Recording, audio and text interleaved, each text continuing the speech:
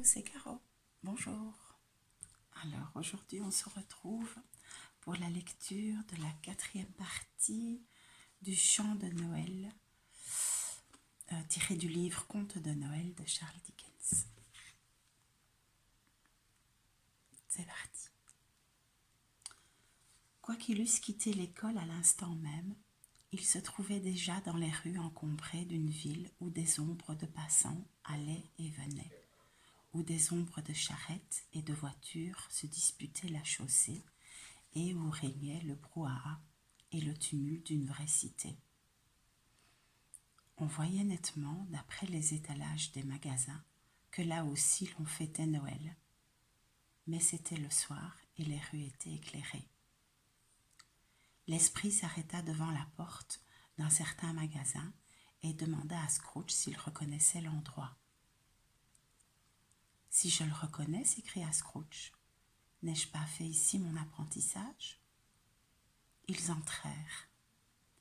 À la vue d'un vieux monsieur à perruque ronde, assis devant un pupitre tellement élevé que, si le monsieur avait été un peu plus grand, il se serait cogné la tête contre le plafond, Scrooge, très surexcité, s'écria « Mais c'est le vieux Fezziwig ! Dieu le bénisse, le vieux Fezziwig ressuscité !» Il posa sa plume et regarda la pendule qui marquait 7 heures. Il se frotta les mains, rajusta son vaste gilet en riant de toute sa personne, depuis les chaussures jusqu'au sommet de la tête, où se trouve le siège de la bénévolence, et appela d'une voix sonore, onctueuse, généreuse et joviale. « Et là-haut, Ebenezer, Dick !» Le Scrooge d'autrefois, devenu un jeune homme, entra d'un pas leste, accompagné de son camarade d'apprentissage. « Et lui, c'est Dick Wilkins, si je ne me trompe pas, » dit Scrooge à l'esprit. « Mon Dieu, lui, c'est lui-même. Il avait beaucoup d'amitié pour moi, Dick. Pauvre Dick, mon Dieu, mon Dieu. » « Allons, mes garçons, dit Fezziwig. Assez travaillé pour aujourd'hui. Veille de Noël. Que les volets soient en place, cria le vieux Fezziwig, en frappant gaiement dans ses mains, avant que j'aie le temps de dire ouf. Vous ne croiriez jamais à quelle allure les deux gaillards lui obéirent. Ils se précipitèrent dans la rue avec les volets. 1, 2, 3. Les mirent en place. 4, 5, 6.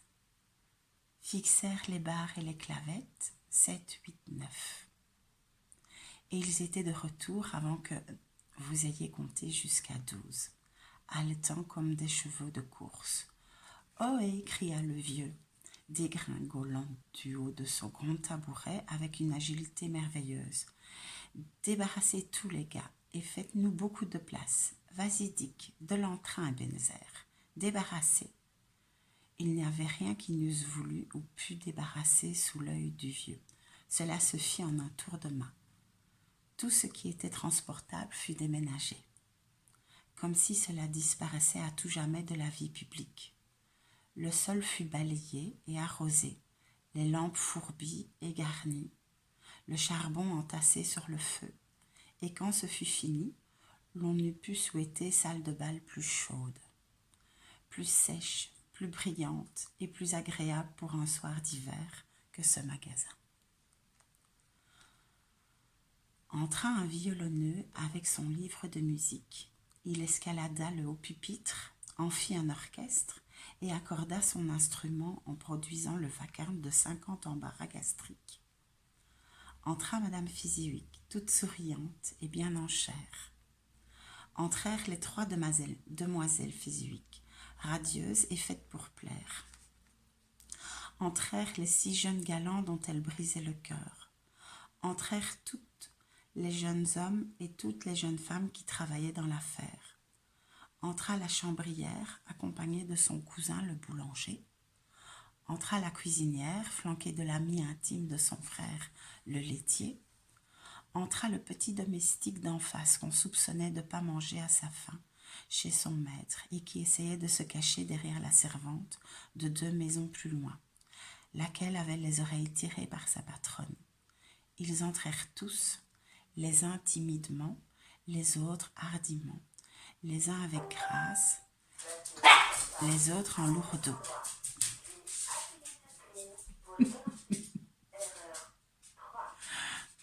Pardon, c'est mon aspirateur. Je recommence. Ils entrèrent tous, les uns timidement, les autres hardiment, les uns avec grâce, les autres en lourdeau, les uns poussant, les autres tirant.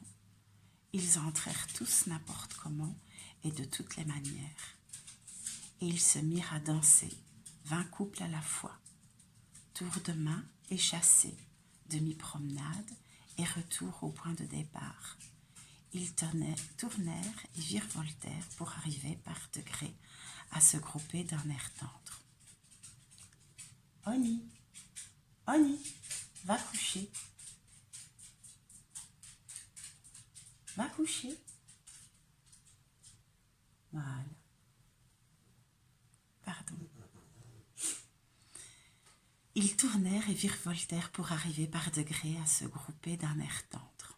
L'ancien couple de têtes surgissant toujours au mauvais endroit. Le nouveau couple de têtes repartant sans attendre les autres. Tous les couples se trouvant en tête, finalement, sans danseur derrière eux pour les suivre.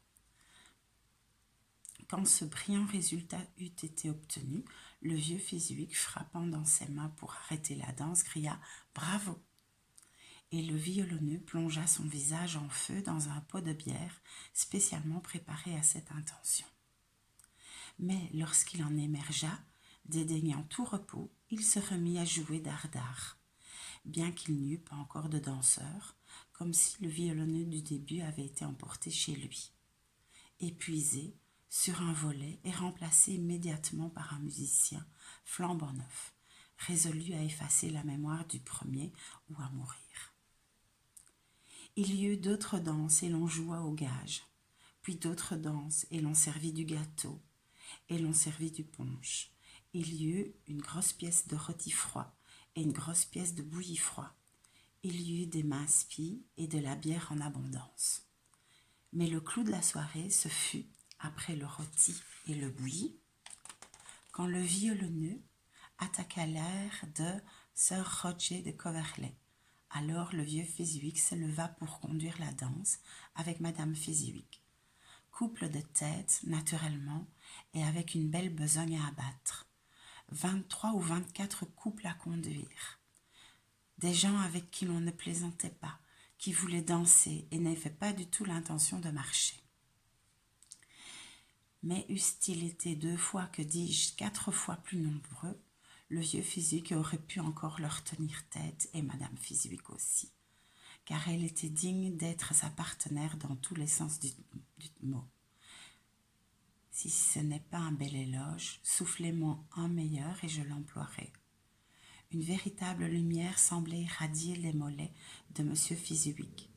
On les voyait briller dans toutes les figures de la danse comme 2 lunes. On aurait pu prévoir à quelque moment que ce fût l'endroit où il se trouverait la seconde suivante. Et quand le vieux Fésui et Madame Fésui eurent exécuté toutes les figures, les visites, les moulinets, les révérences, le tire-bouchon, enfilé les aiguilles, et chacun à sa place, Fésui exécuta des entrechats avec tant d'agilité qu'il avait l'air de cligner de l'œil avec ses jambes avant de retomber sur ses pieds sans vaciller. Quand 11 heures sonnèrent à la pendule, ce bal de famille prit fin.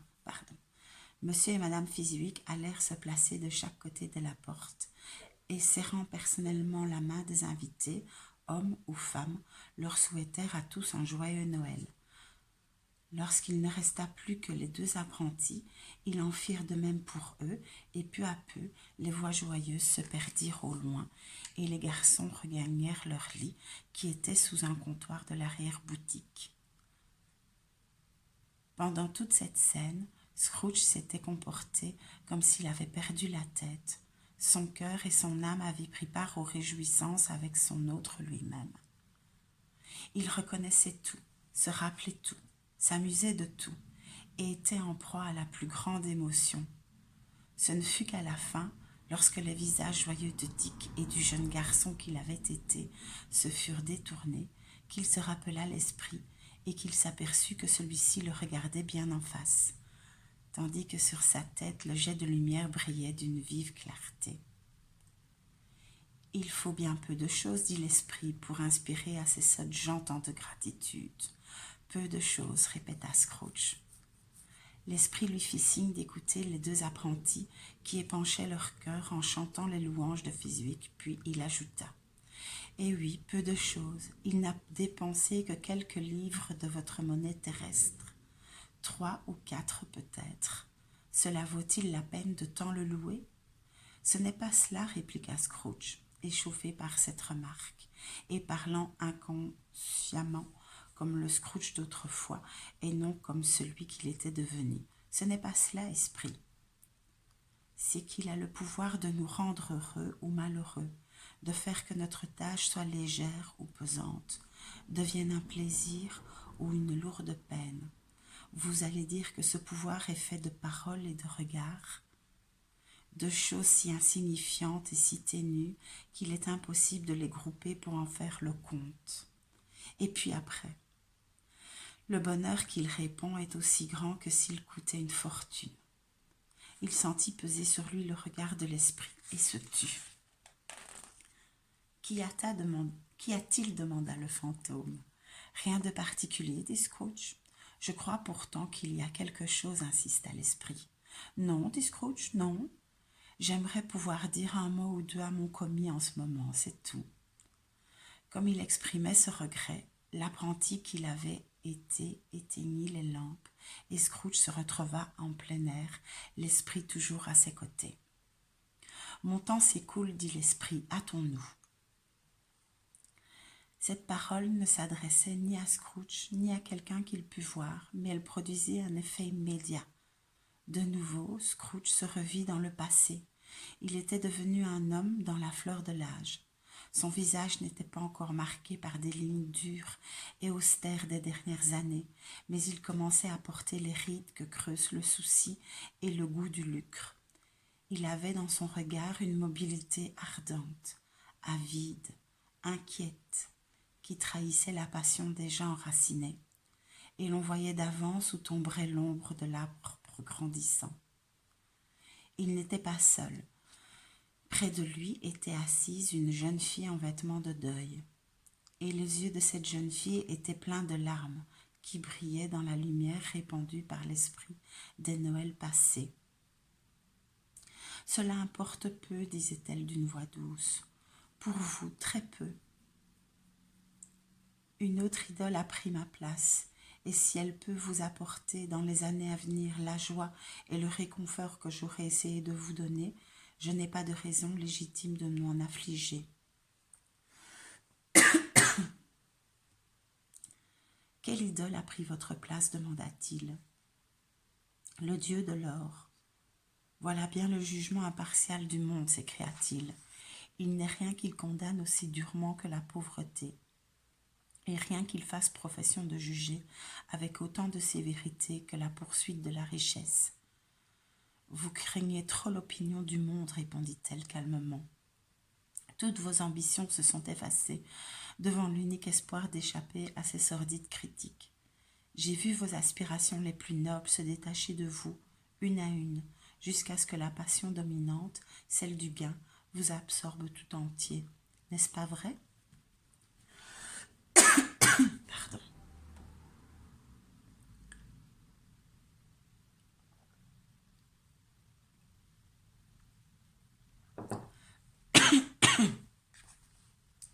« Et quand cela serait, répliqua-t-il, même si j'ai acquis cette sagesse, où est le mal ? Je ne suis pas changé à votre égard. » Elle secoua la tête. « Le suis-je ? L'accord qui nous lie est ancien. Nous l'avons conclu quand nous étions tous les deux pauvres et satisfaits de notre pauvreté, jusqu'à ce que vienne le moment où, par notre patiente industrie, nous pourrions améliorer notre situation dans le monde. Si vous êtes changé, en ce temps-là, vous étiez un homme différent. » « J'étais un gamin, répliqua-t-il avec humeur. « Vous sentez bien que vous étiez différent. moi je suis restée la même. Ce qui nous promettait le bonheur quand nos deux cœurs ne faisaient qu'un n'est plus qu'une source de souffrance maintenant qu'ils sont désunis. Combien de fois j'y ai pensé et avec quelle acuité.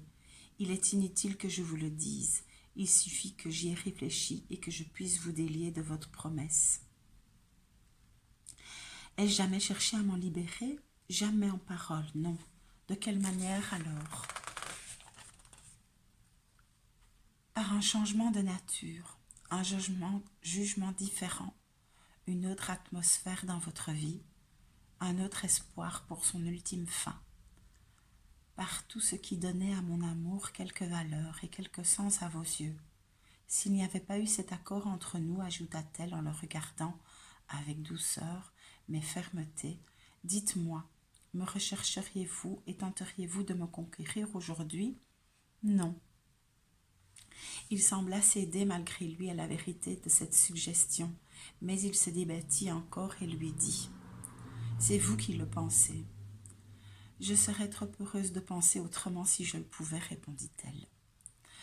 Le ciel m'en est témoin. Pour que je me sois rendue à une vérité semblable, il faut qu'elle ait une force irrésistible. Mais si vous étiez libre aujourd'hui, demain, hier, pourrais-je croire que vous iriez choisir une fille sans fortune, vous qui, dans vos conversations les plus confiantes avec elle, pesez tout le poids de l'or? Ou si vous trahissiez pour un moment votre principale règle de conduite au point de faire ce choix? Est-ce que je ne sais pas que très vite vous en viendriez à le regretter et à vous en repentir? Mais si. Et je vous rends votre liberté, d'un cœur très lourd, en pensant à l'amour qui m'unissait à celui que vous étiez. Il allait parler, mais elle reprit en détournant la tête. Peut-être, le souvenir passé me le fait presque espérer, peut-être cette décision vous fera-t-elle souffrir pendant très très peu de temps, et puis vous bannirez ce souvenir de votre mémoire avec empressement, comme un rêve sans profit, dont il est bon que vous soyez éveillé. Puissiez-vous vous trouver le bonheur dans la vie que vous avez choisie. Elle le quitta et ils se séparèrent. Esprit, dit Scrooge, ne me montre plus rien. Ramène-moi à la maison. Pourquoi te plais-tu à me torturer? Une ombre encore, dit l'esprit. Non, cria Scrooge. Non, plus rien. Je ne veux plus rien voir. Ne m'en montre pas davantage. Mais l'esprit inexorable le saisit solidement à plein bras et le força de regarder les scènes suivantes. Il se trouvait dans un lieu où devant un spectacle tout à fait différent. C'était une chambre, ni très vaste, ni très élégante, mais agréable.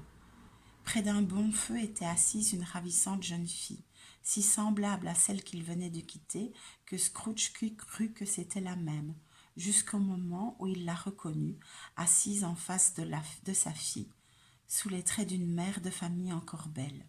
Il régnait dans cette pièce un véritable tumulte, car il y avait là plus d'enfants que Scrooge, dans l'agitation de son esprit, n'en pouvait compter.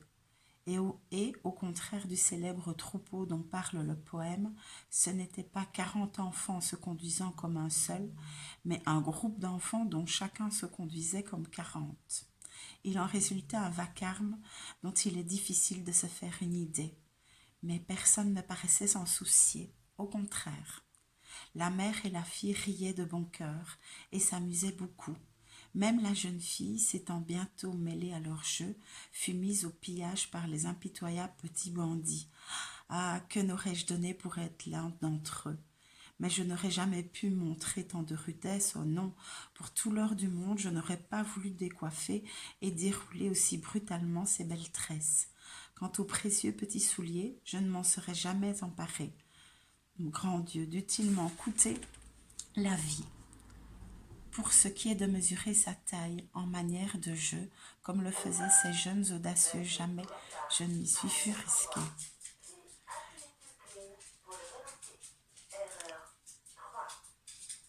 J'aurais craint que pour mon châtiment, mon bras ne prit jamais la forme de cette taille ronde et ne se redressa plus. Et pourtant, à vrai dire, j'aurais bien aimé toucher ses lèvres, lui poser une question afin qu'elle les entr'ouvrît pour y répondre. contempler sans la faire rougir les cils de ses yeux baissés, dénouer sa chevelure ondoyante, dont la moindre mèche aurait été la plus précieuse des souvenirs. En somme, j'aurais aimé, je le confesse, jouir du plus petit des privilèges dont ses enfants abusaient, tout en étant assez homme pour en connaître les prix. Oni, va coucher.